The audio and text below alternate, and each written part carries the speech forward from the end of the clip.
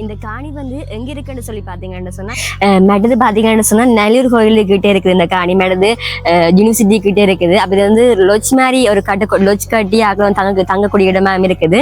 மெடது நிறைய பிரசித்தி பெற்ற இடங்கள்லாம் வந்து பக்கத்துல இருக்குது. இந்த காணி பக்கத்துல இருக்குது. நீங்க வந்து வீடு காட்டுவ லொச் கட்டுவ வந்து ஏற்ற இடமாக இருக்குது. மெடது வந்து அமைதியான சூழலாகவும் இருக்குது. பக்கத்துல நிறைய குடிமனை இருந்தாலும் வந்து அமைதியான சூழலாகவும் இருக்குது. இந்த காணி எத்தனை பரப்புன்னு சொல்லி பாத்தீங்கன்னு சொன்னா 3 கால் பரப்பு. சுத்தி வர வந்து மதில் கட்டி இருக்கணும். அதோட வணக்கம் உறவுகளே, இன்றைக்கு நாங்கள் எங்க போறோம்னு சொல்லி பாத்தீங்கன்னு சொன்னா காணி வந்து விற்பனைக்கு இருக்குதாம், அங்கதான் போறோம். இந்த காணி வந்து எங்க இருக்குன்னு சொல்லி பாத்தீங்கன்னு சொன்னா கேம்பஸ் ரோட்டால விரைக்க பழைய ரோட்ல இருக்குதானே, அதுக்கு அதால விரைக்க வந்து இங்க ஹாஸ்பிட்டல் இருக்குது.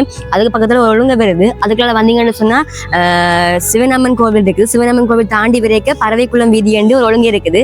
அதுக்குள்ள வந்தீங்கன்னு சொன்னா இந்த ஒழுங்குல பாத்தீங்கன்னு சொன்னா பறவைக்குளம் 3ஆம் ஒழுங்கு எழுதி இருக்குது. அதுல இருந்து முதலாவது காணி தான் விற்பனைக்கு இருக்குதா.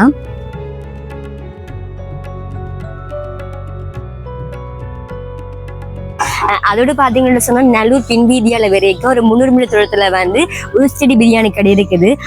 அதுக்கு முன்னுக்கு வந்து பாத்தீங்கன்னு சொன்னா பறவைக்குளம் ஒழுங்கு இருக்குது. அந்த ஒழுங்குக்களை விரைக்க வந்து ஒரு குளம் இருக்குது. பறவைக்குளம் குளம் இருக்குது. அந்த குளத்தை தாண்டி விரைக்க வந்து பறவைக்குளம் 3ஆம் ஒழுங்குன்னு ஒரு போர்டு எழுதி இருக்குது. அதுக்கு முதலாவது காணியாத்தான் விற்கிற காணி இருக்குது. நாங்க சொன்ன விற்பனைக்கு இருக்கிற காணி கிட்ட வந்துட்டோம். வாங்க உள்ளுக்கு போயிட்டு பார்ப்போம் காணி என்ன மாதிரி இருக்குன்னு.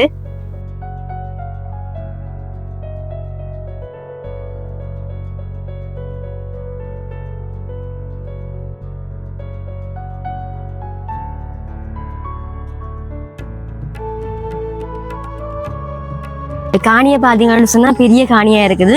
சுத்தி வர பாத்தீங்கன்னா தெரியும், எல்லாம் குடிமனை எல்லாம் நிறைய இருக்குது. நீங்க வீடு காட்டவோ கரடம் காட்டவோ எதுக்குமே யூஸ் ஆகும். இந்த காணி எத்தனை பரப்புன்னு சொல்லி பாத்தீங்கன்னு சொன்னா 3 கால் பரப்பு. சுத்தி வர வந்து மதில் கட்டி இருக்கணும். அதோட வந்து பாத்தீங்கன்னு சொன்னா கேட் பக்கம் வந்து திருத்த வேலைப்பாடு நடந்து கொண்டு இருக்குது.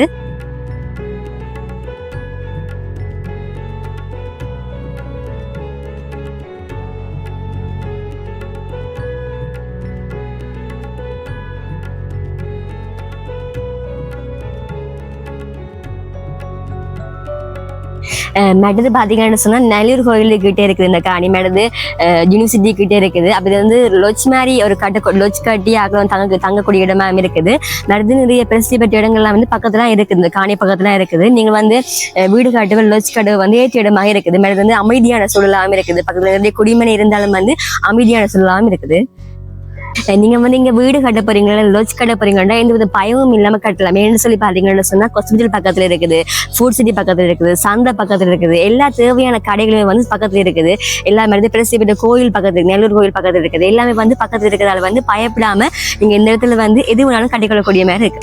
இந்த வீடியோவை நீங்க முழுமையா பார்த்துட்டு இருப்பீங்கன்னு நினைக்கிறேன். இந்த காணியை நீங்க வாங்க போறீங்கன்னு சொன்னா ஸ்கிரீன்ல வந்து அவங்க நம்பர் போட்டிருக்கேன், தொடர்பு கொண்டு குயிக்கா இந்த காணியை வாங்கிக்கலாம்.